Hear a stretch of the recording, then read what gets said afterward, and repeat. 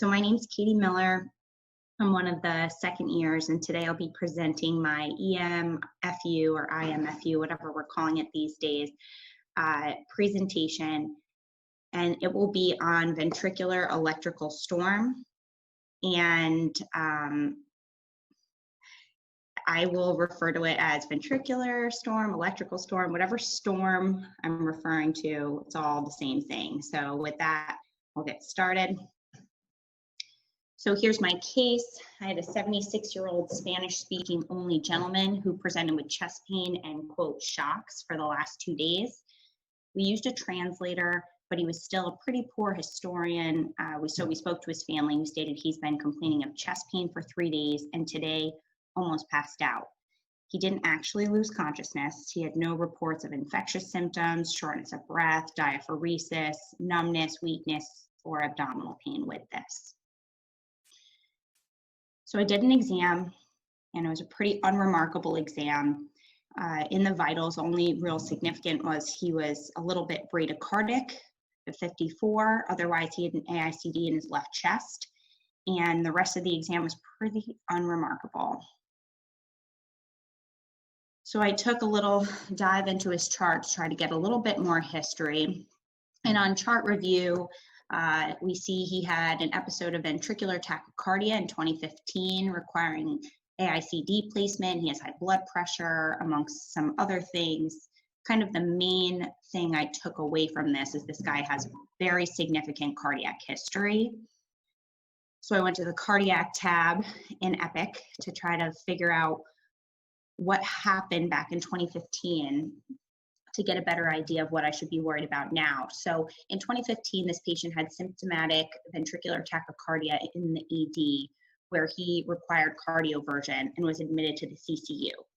At that time, he got a right heart cath, which showed minimal CAD. He had an echocardiogram, which showed an EF of 50%. He had an ICD placed and was discharged on sotalol. Currently, he follows with the EP cardiologist. He gets his ICD interrogated every 3 months. His last appointment was in May, which may be different because I made this presentation in June, so maybe he had another one, but, and he continues on sotalol.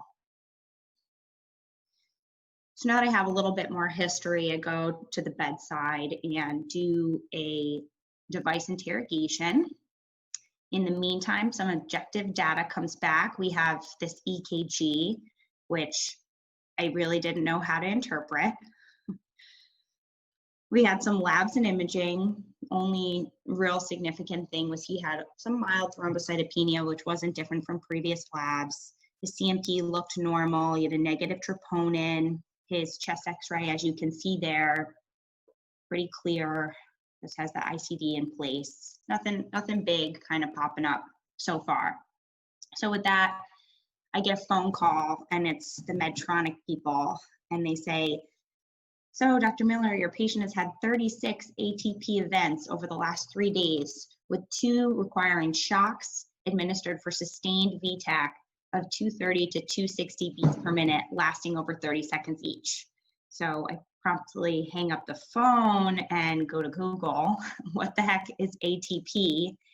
And so ATP is just anti-tachycardial pacing, and it's the device terminating a tachyarrhythmia. So now I have this guy, and his ICD is shocking him a bunch, and he's having some chest pain. So this is obviously a problem. And at the time, I didn't really know what it was called, but figured it out. It's something called ventricular storm. So this will kind of be the meat of my talk today. We'll be discussing what is ventricular storm, what causes it, how do we treat it both in an emergent setting as well as an inpatient setting, because this is my follow-up presentation. And so we'll go into it. And the reason that I'm talking about it today is we will see patients who have ventricular tachyarrhythmias, obviously, in the emergency department.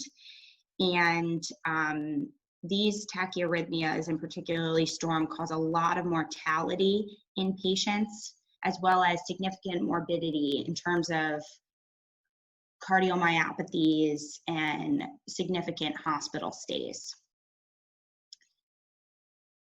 So what is ventricular storm? How do we define it? The kind of overarching definition is 3 or more tachyarrhythmias within 24 hours, whether that's VTEC, VFib, or these ATP events. And so it kind of is broken down into without an ICD and with an ICD, which can be nuanced. But so if you don't have an ICD, it's 3 or more of these episodes of VTEC, VFib, etc. If you do have an ICD, it's 3 device interventions, whether that's ATPs or shocks within 24 hours. So our patient obviously falls into this category. So in trying to figure out what is this electrical storm and preparing for this talk, I wanted to know, how is this different from refractory VTEC or VFib? Like, how is the storm different? And so the main difference is in refractory VTEC or VFib, you will provide the interventions in forms of defibrillation or cardioversion, and it doesn't break the rhythm. Whereas in ventricular storm, you'll temporarily break the rhythm, but then ultimately it will flip back in. So the pathophysiology of the actual storm part, meaning just continuously being in this tachyarrhythmia, is kind of demonstrated here in this little schematic. You have the VFib, VTEC, tachyarrhythmia.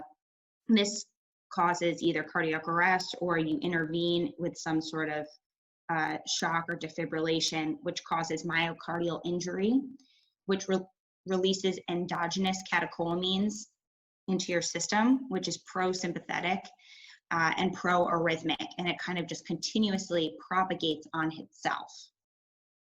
As for the first inciting event, so that was kind of how does it go round and round and why doesn't it stop?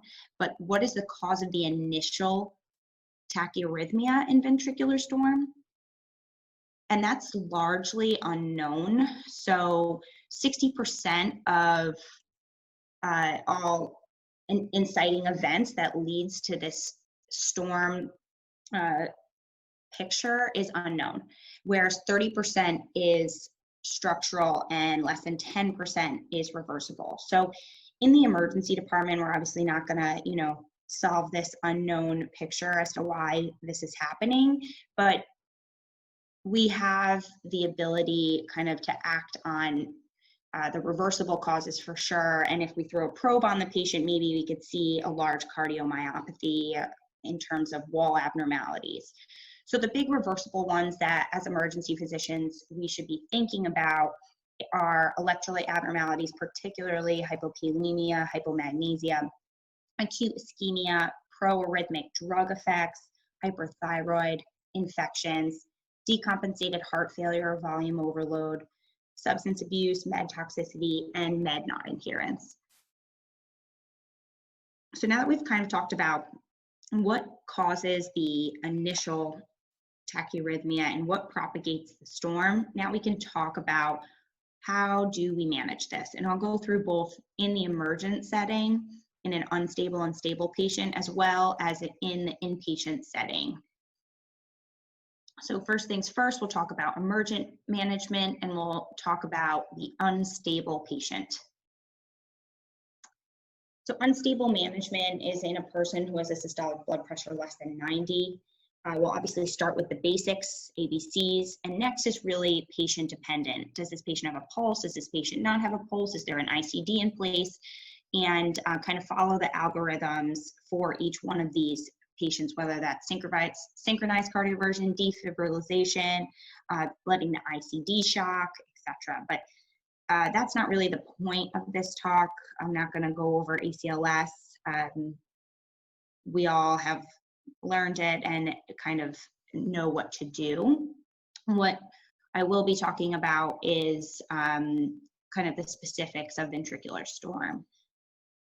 And in thinking about how to manage these patients in the emergency department, there's kind of like 3 main things that I'm going to go over. First is stick to the basics, ABCs, resuscitation, which we all know, and it's been ingrained in us. The next is to think about the reversible causes that we as emergency physicians are able rolling on. And then lastly is kind of remembering the pathophys and where we can intervene. So going over reversible causes, again, these are kind of the things that we can act on in the emergency department in terms of someone who's coming in unstable.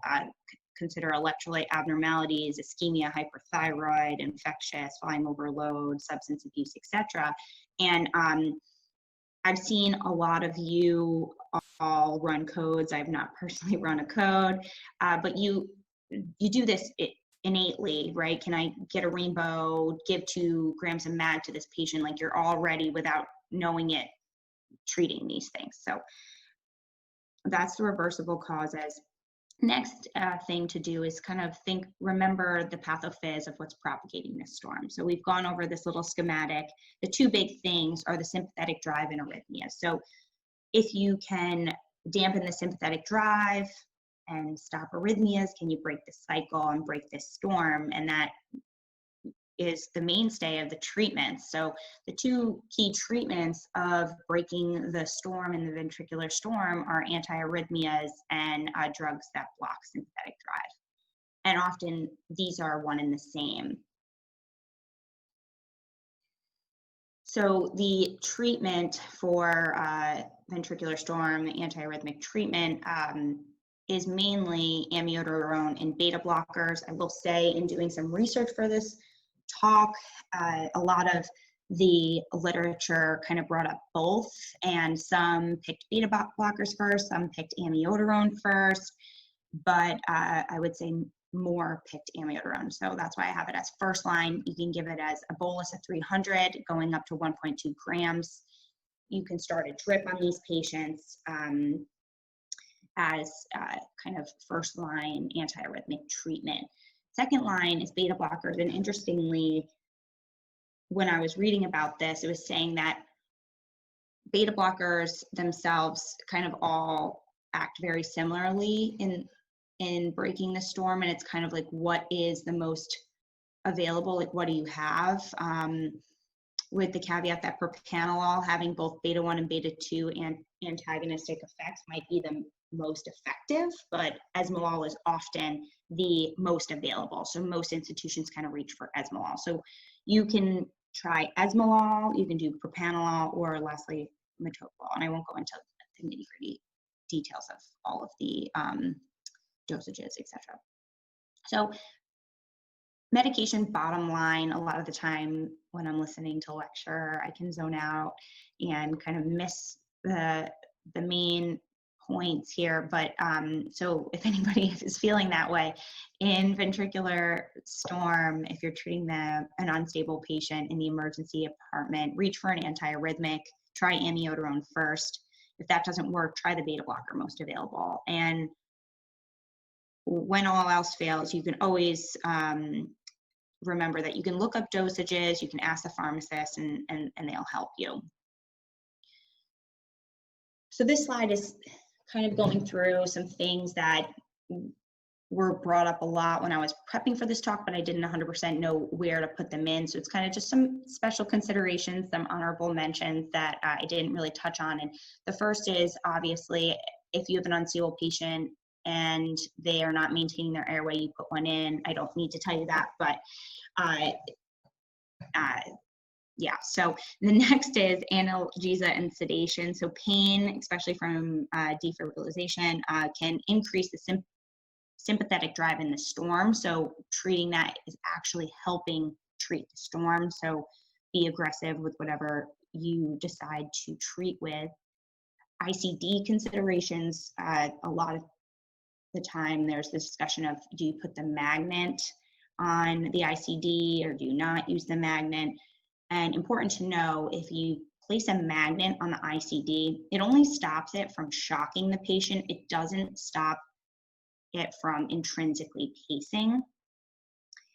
And last ditch effort is stellate ganglion block. So kind of when all else failed in the emergency department, there was some information about emergency physicians doing a stellate ganglion block to try to block the sympathetic drive in these patients. I'm not going there, but something to be aware of. Okay, so we've gone through all the unstable management. Now we'll talk about the stable. And this kind of circles us back to my patient. My guy was very much stable in the emergency department, and the stable management itself is pretty straightforward. Somebody comes in complaining of shocks, you find out that they have had 3 events within the last 24 hours. After interrogating the pacemaker, you just basically keep the person on telemonitoring to make sure that you're not seeing any more events. You draw basic labs and an EKG, again, looking for those reversible causes. You don't make really any changes in the antiarrhythmic regimen down in the emergency department unless you're talking to cardiology, and ultimately they'll be admitted to them. So since I did this when I was an intern, level, I could handle it. It's great. So in summary, management of ventricular storm in an ED patient, you need to identify that this patient is in storm, whether that's on the monitor or with interrogation, while simultaneously you'll determine if the patient's stable or unstable. We do this with everyone. And if unstable, it's ACLS, think about reversible causes, reach for an antiarrhythmic early. If the patient is stable, keep them on continuous tele, look for reversible causes, and admit for further workup. So the further workup is kind of what happens upstairs, and as ED docs, we kind of stabilize and dispo, and during the EMFU month was cool to see what actually happens upstairs.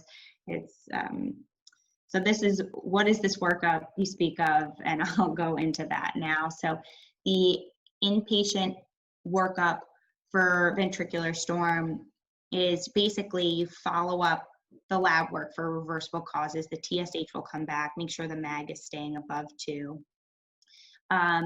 You will evaluate for structural and ischemic causes through an echocardiogram to see if there's any large wall abnormalities, any cardiomyopathies that could be causing this.